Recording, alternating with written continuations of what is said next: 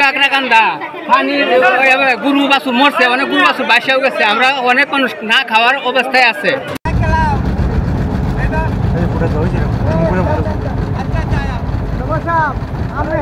নৌকার কি অবস্থা?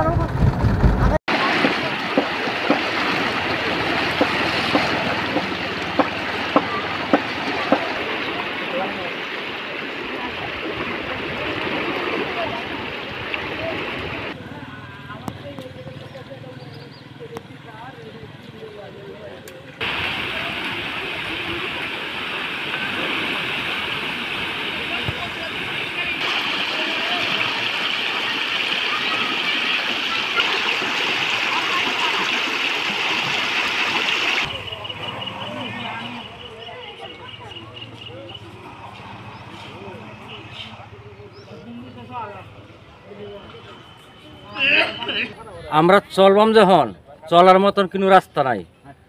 এই যে সম্পত্তি জ্বালাইছি, জমি জ্বালাইছি, তোর দান জলাকার এটিতে আর এক মুঠ দান যে আমরা তুলবাম এই আশা নাই। আমরা গরু বাছুর আমরা যে ঘাস বন খাওয়াইম এই আশা নাই। কত গরু বাছুর এই খুব কষ্ট হইয়া ওবাসে গরু মরতেও আছে, গরু ছাগল মরতেও আছে। আমরা এরম একটা বিপদে আছি।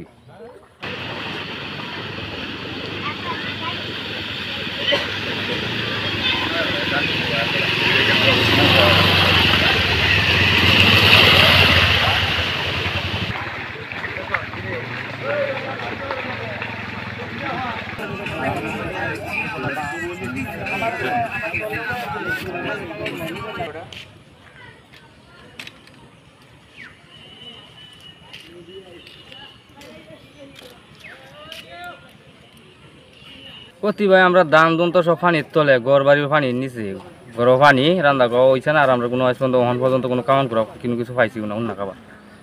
এই পর্যন্ত আমরা ক্ষতি হয়েছি। খালি যাতে দিঘিরা যাতে না পারে এমন ধরনের আমার আর চলার কিন্তু উপায়।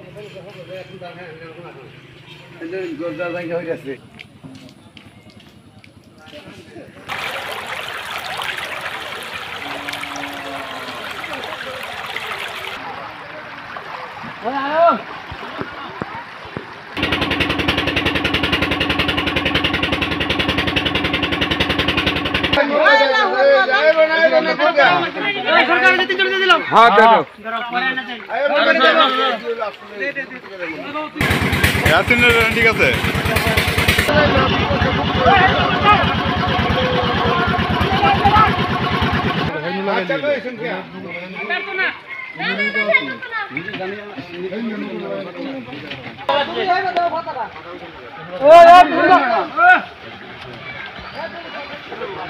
কাকড়াকান্দা পানি গরু বাছুর মরছে, অনেক গরু বাছুর বাসাও গেছে। আমরা অনেক মানুষ না খাওয়ার অবস্থায় আছে, অনেক মানুষ না খাওয়া আছে। এই হানি ঘরে ধরে ফানি, বাইরে ঘরে ফানি, এই অবস্থা। গরু বাছুর অনেক, একটা বাছুরও গরু মরছে, মানুষের ছাগলও মরছে। আর মানুষ অনেক বেকার অনেক কষ্টে ভরে আছে এমন পানি। 10 বছরের মধ্যে এরম পানি আর হয় নাই।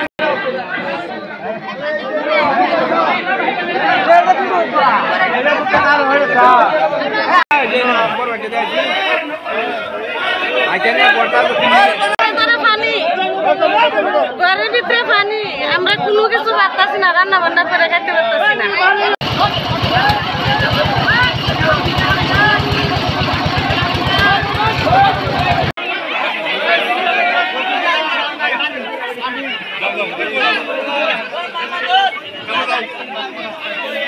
ইউনিয়নের ইউপি চেয়ারম্যান এই নদী ভাঙ্গনের পরে আজকে এই দুয়ারা থেকে যে পানিটা ঢুকছে কুল্লাগড়া ইউনিয়নের সর্বোচ্চ পানি ঢুকছে। 20 বছরের মধ্যে এত পানি হয় নাই।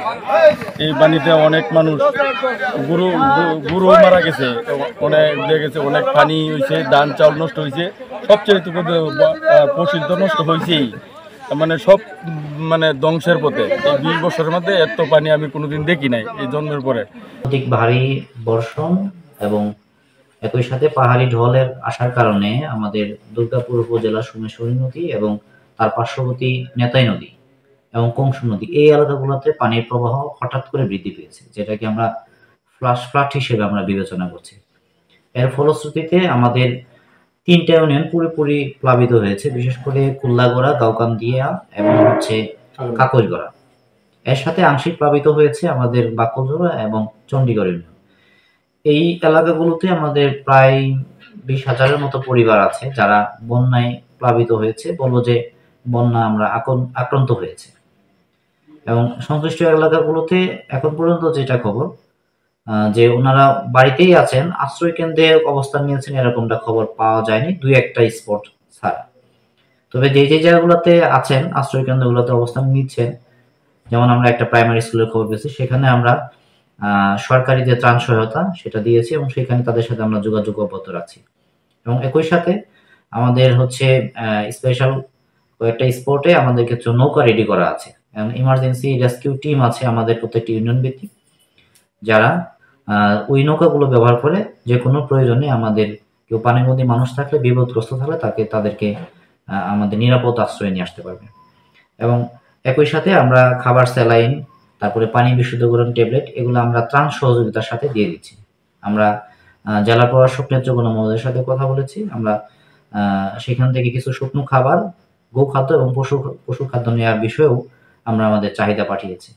বন্যায় যেটা আমাদের যে অঞ্চলগুলোতে প্লাবিত হয়েছে সেখানে বাঁধ এবং রাস্তা যেগুলা ইনস্ট্যান্ট ভেঙে যাচ্ছে, যে ভেঙে গেলে একেবারে বিরাট ক্ষতি হবে, আমরা খুব দ্রুততার সাথে চেষ্টা করছি ওই এলাকাগুলোতে কিছু ইনস্ট্যান্ট মেরামত করে দেওয়ার জন্য, সেই বিষয়টা অব্যাহত আছে। তবে পানি যেহেতু এখানে ফ্লাশ ফ্লাড, তো আমরা আশা করছি যদি আর ভারী বর্ষণ না হয় এবং যদি পাহাড়ি ঢল না আসে, তাহলে আমাদের এই বন্যার পানি দ্রুতই নেমে যাবে।